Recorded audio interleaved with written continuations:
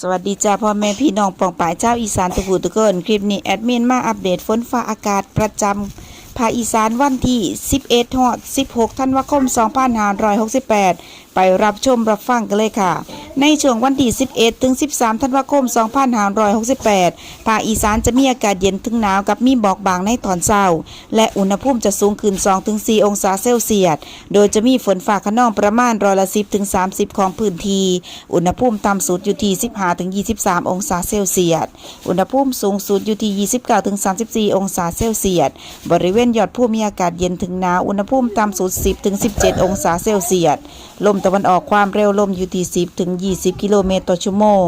ในช่วงวันที่14 ถึง 16 ธันวาคม 68 จะมีอากาศเย็นถึงหนาวกับมีลมแห้งและอุณหภูมิจะลดลง 3 ถึง 5 องศาเซลเซียสอุณหภูมิต่ำสุดอยู่ที่12 ถึง 18 องศาเซลเซียสอุณหภูมิสูงสุดอยู่ที่26 ถึง 30 องศาเซลเซียสบริเวณยอดภูอากาศหนาวถึงหนาวจัดอุณหภูมิต่ำสุด7 ถึง 14 องศาเซลเซียสลมตะวันออกเฉียงเหนือความเร็วลมอยู่ที่15 ถึง 35 กิโลเมตรต่อชั่วโมงจังได้กับขอให้พี่ๆน้องๆทุกท่านดูแลสุขภาพเนื่องจากสภาพอากาศที่เปลี่ยนแปลงและสภาพอากาศที่หนาวเย็นลงนะจ๊ะเนาะคลิปนี้แอดมินลาไปแล้วสวัสดีค่ะ